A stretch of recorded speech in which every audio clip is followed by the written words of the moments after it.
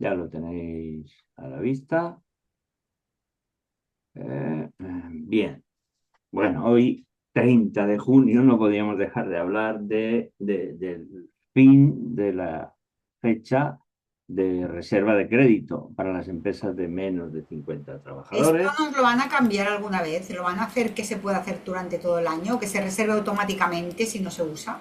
Seguramente no, porque así se aseguran de que hay muchísimas empresas que cuando se van a enterar, pues ya es tarde.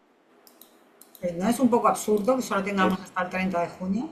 es Tendría que ser, absurdo. no lo utilizo, pues se me guarda para el año que viene.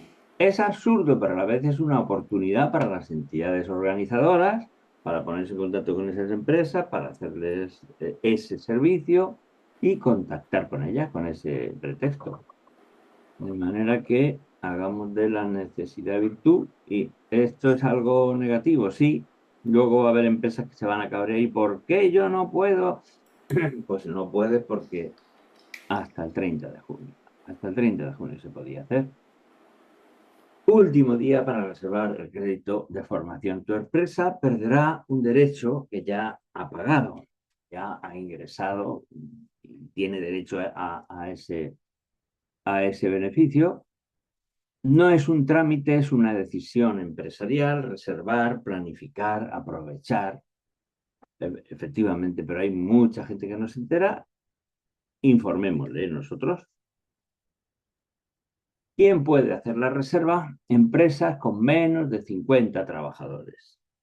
Por cierto, hablando así de cosas extrañas que divulga alguna gente por ahí, decía, leí en algún sitio que empresas de hasta 100 trabajadores podrían hacer reserva de crédito. Bueno, eso no ha salido así, o sea, no ha habido ningún cambio, es siempre empresas de menos de 50 trabajadores. Una cosa, Y José María, perdona, referente a esto. Yo creo recordar que he entrado en la aplicación de Fundae dando de alta una empresa y cuando he accedido a los datos ya estaba marcada la casilla de reserva de crédito.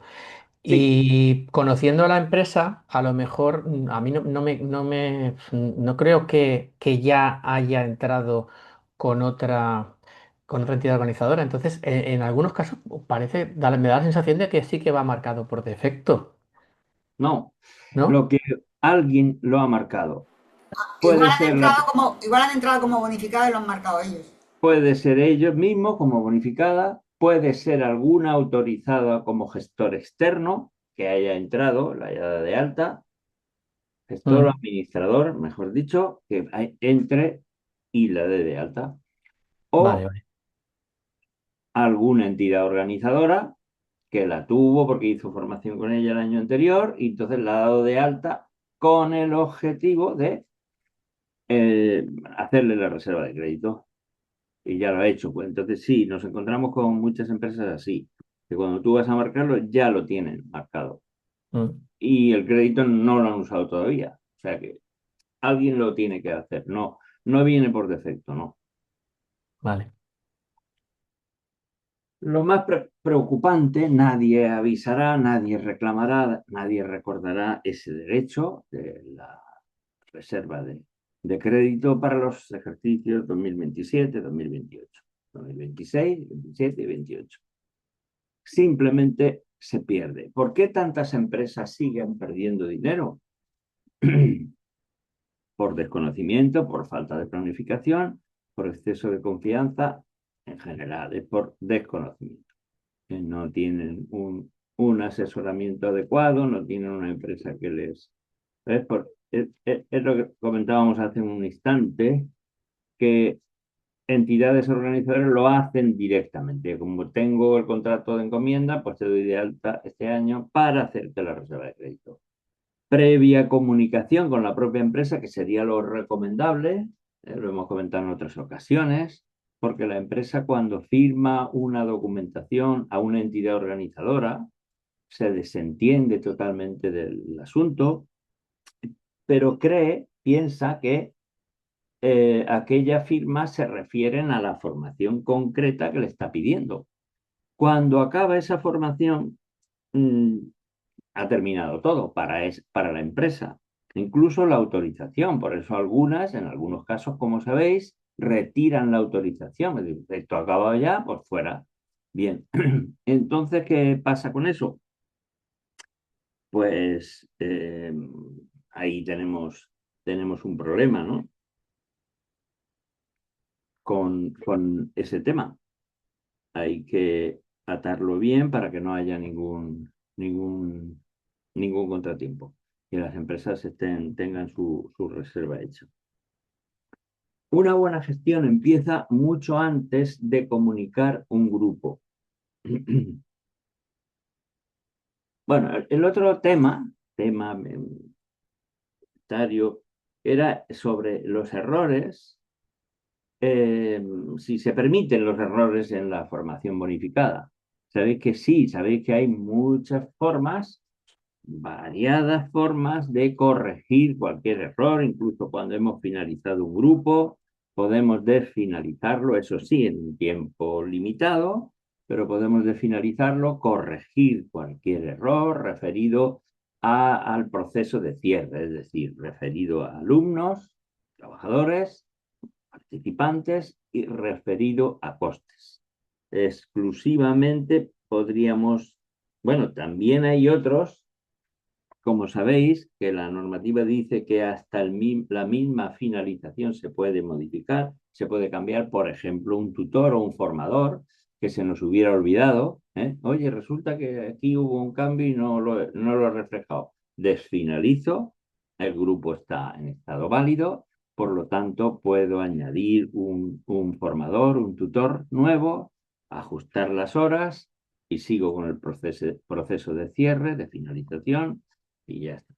De manera que sí que hay errores que se pueden subsanar y que no tienen nada que ver con el fraude, tienen nada que ver con hacer algo que sea delictivo, ¿no? José María, no se ve la Sí, presentación, ¿eh? no me lo digas. Un momentito, que voy a ponerlo otra vez. Ocurre a veces, no sé, y no sé el motivo. No sé el motivo. A ver.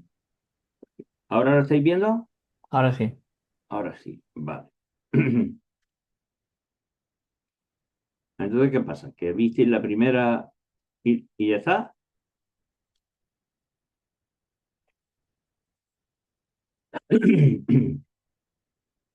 Bueno, decíamos la Yo se veía reserva. bien. Yo se veía. ¿Tú sí lo estabas viendo, Elvira? No, no, yo no lo estaba viendo. Cuando ha dicho Guille ya no lo veía, pero al principio sí lo veía. Vale. Vale. Bien, estamos hablando sobre el tema de los errores. Sabéis que hay otros errores que también se pueden subsanar mediante una incidencia. Se hace una incidencia, aquí ha habido un error, en el apartado observaciones también, pero en fin, lo técnicamente correcto es hacer una incidencia. No todo incumplimiento es fraudulento, pero todo incumplimiento merece analizarse, tenerlo en cuenta, ¿no? La diferencia entre un error y el fraude o algo que pueda ser motivo de infracción y por lo tanto de sanción es la buena fe, la diligencia, la transparencia y la colaboración. Es decir, uno se puede equivocar, el error es humano, pero se puede subsanar siempre que medie la buena fe, la diligencia, la transparencia y la colaboración. La pregunta de cuando descubres un error, ¿lo ocultas? ¿Lo comunicas? ¿Lo corriges? Ahí estamos en el tema, que a veces la propia dinámica de la aplicación, el propio funcionamiento nos impide ser más transparentes, o sea, porque entonces pueden meterte en un lío, ¿no? Pero bueno, ya sabemos cuál es el camino correcto, que es la incidencia. Cuando detectamos algo que está mal, algo que se nos nos hemos equivocado, pues hay una manera de subsanarlo eh, declarando, comunicando una incidencia. Generalmente no tiene por qué ser en contra nuestra, no tiene por qué ir en contra nuestra el hecho de hacer una incidencia. Depende de la gravedad del hecho, el que a los técnicos puedan decir, mira, vuelve a comunicar el grupo, este grupo ya no te va a servir, porque el hecho es muy grave, los hechos son muy graves. Y entonces, tan graves que me obligan a mí a pensar si lo has hecho por o lo has hecho por. Y entonces, en el momento que hay esa duda, vuelve a hacerlo bien.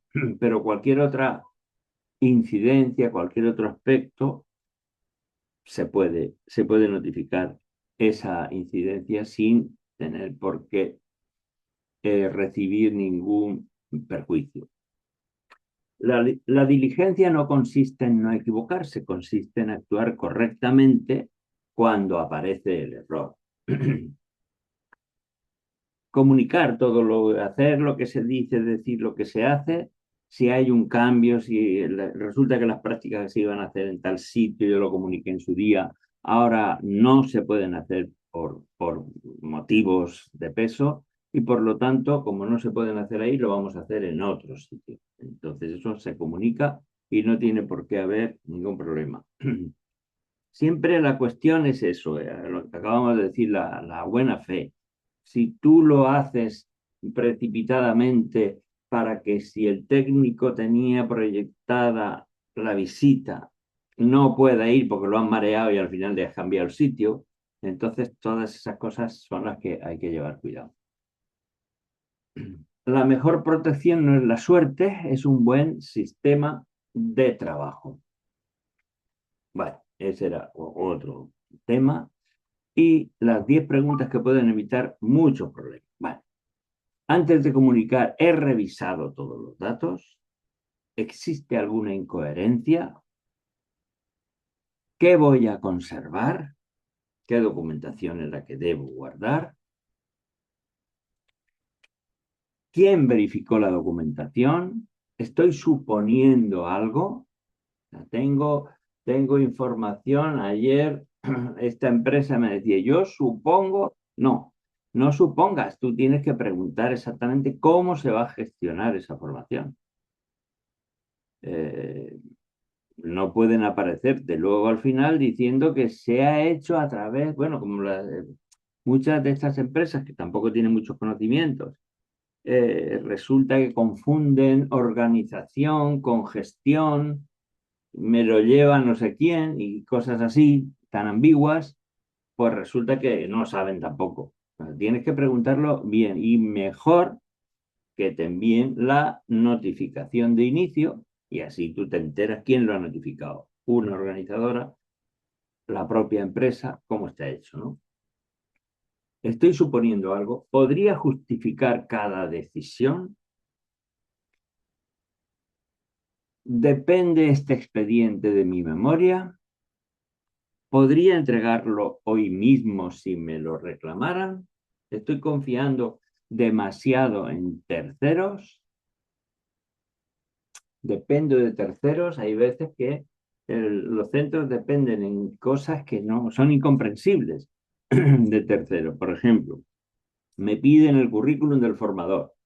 Resulta que no tengo el currículum del formador. Vamos a ver. ¿Tú cómo vas a seleccionar a un formador si ni siquiera tiene su currículum? Es lo primero que habría que pedirle. Una entrevista de trabajo, el currículum, revisar toda la documentación. Ahora resulta que Fundae te está pidiendo el currículum del formador y me dices que además es un formador que estuvo contigo el año pasado, que ya no está, que está en el extranjero. A ver cómo localizas ese currículum. Estoy confiando demasiado en terceros. Hay que guardar siempre la documentación que te puedan pedir, la documentación que puedan reclamarte, para no depender de terceros.